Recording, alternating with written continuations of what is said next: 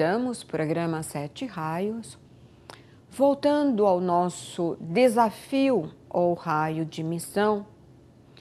Quando eu comecei a estudar os mestres ascensionados, a primeira vez que eu ouvi o nome do bem-amado mestre Saint Germain, eu fui tocada profundamente e não sabia nem quem era. E de lá para cá, eu me comprometi, isto por um ato de devoção muito grande, acredito até que a minha missão maior e minha esfera seja a sétima pela minha identificação com tudo que está relacionado com a sete esfera de luz e que com os próprios seres da sétima esfera de luz. Mas no decorrer do tempo, quando eu tive acesso a este cálculo da minha data de nascimento e desse estudo que o mestre Eumória disponibilizou, pela data do meu nascimento, eu vi que meu desafio era o primeiro raio. E nós temos uma ficha que explica as características do primeiro raio, da qual nós já temos acumulados, e os nossos desafios. E para minha surpresa, naquela época, quando eu tive acesso a esse estudo, eu vi o quanto realmente esse estudo traz as características da minha personalidade neste momento, até relacionada com os chakras e as disfunções físicas que o corpo pode manifestar dentro do nosso desafio como raio de missão. Então, meu raio de devoção e de sintonia maior é o raio violeta, mas meu raio de desafio é o primeiro raio. E sendo o primeiro raio, o raio da ação, da determinação, o raio que traz a manifestação da fé iluminada, até aquele momento eu não tinha essas virtudes desenvolvidas. E eu fui desenvolvendo isso a partir do momento que eu tive conhecimento de que eu estava aqui neste momento para desenvolver o meu desafio no primeiro raio cósmico. E algumas das disfunções do meu corpo físico naquela época, porque o primeiro raio cósmico, ele rege o chakra laríngeo. É o raio da comunicação, da ação, da vontade divina. E o chakra laríngeo traz o azul celeste. Mas nós temos um outro azul manifestado no corpo físico, que é o azul do chakra frontal, que é o frontal que nos traz o sexto sentido, que nos traz a terceira visão, que nos traz este aprofundamento da nossa intuição e a conexão com as esferas sutis. E assim tem sido no decorrer deste período. Naquela época, eu não tinha esses talentos desenvolvidos. Tinha uma dificuldade muito grande de me expressar, tinha uma dificuldade muito grande em me comunicar e tinha uma personalidade extremamente introvertida. Fazendo uma retrospectiva da minha trajetória, eu vejo o quanto esses mestres e este conhecimento me habilitou e me desenvolveu em vários segmentos e um dos meus desafios que era a comunicação. Mas se nós estamos aqui como um raio de missão e não estamos exercendo este raio de missão, com certeza o nosso corpo vai manifestar disfunções, porque nós estamos indo contra a nossa própria natureza evolutiva. Portanto, dentro da minha característica, como todos vocês têm, o meu raio de atuação e de devoção é o sétimo raio, mas o meu raio de desafio é o primeiro raio. A partir deste momento, quando eu tive conhecimento, eu fui divinamente direcionada e é óbvio que eu aceitei ser divinamente direcionada para este propósito da minha vida neste momento no planeta Terra. Mas os mestres fazem isso com todos nós. Às vezes nós não temos este acesso através de um cálculo da nossa data de nascimento ou mesmo um histórico do que representa o raio de missão nesta encarnação.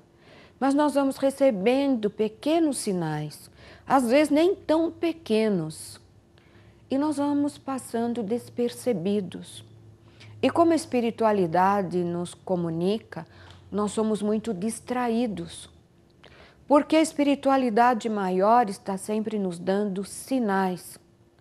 Mas como nós estamos distraídos, nós vamos cometendo nossos equívocos, nossos tropeços, arrumando muita confusão e encrenca no nosso caminho, às vezes desnecessários, exatamente por conta de não estarmos atentos aos sinais. E onde que vêm esses sinais? Esses sinais vêm pela nossa intuição, esses sinais vêm, às vezes, num diálogo com nossos colegas, com os nossos familiares, num sinal, às vezes, num bate-papo informal.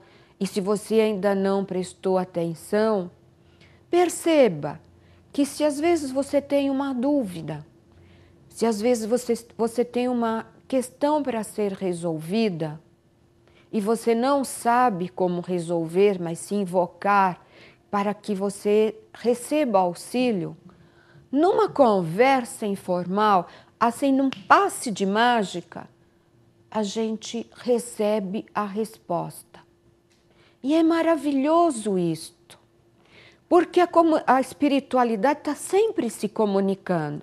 Eles estão aqui com todos nós, a todo momento, dando sinais, mas nós estamos sempre muito dispersos. Ou então não confiamos na nossa intuição. Aí quando nós, voltando um pouquinho, um fato muito interessante que eu quero colocar para vocês. Então nós viemos da fonte da criação até o planeta Terra ser manifestado.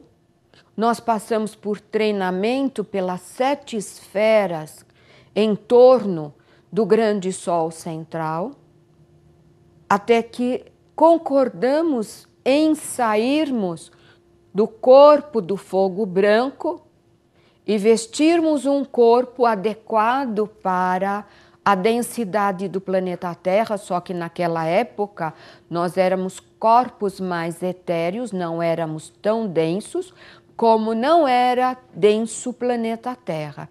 Foi se tornando denso pelo comportamento, pelas formas humanas e pelas formas pensamentos, como os mestres nos instruem, trevosas que o homem foi criando. Como tudo é sempre respeitado dentro do nosso livre-arbítrio, muitas centelhas divinas não escolhem se separarem para viver a experiência da dualidade, que é o que ainda nós vivemos no planeta Terra, dual, masculino e feminino, dia e noite, frio e quente, sol e lua. E para que isso ocorresse, nós também fizemos essa escolha.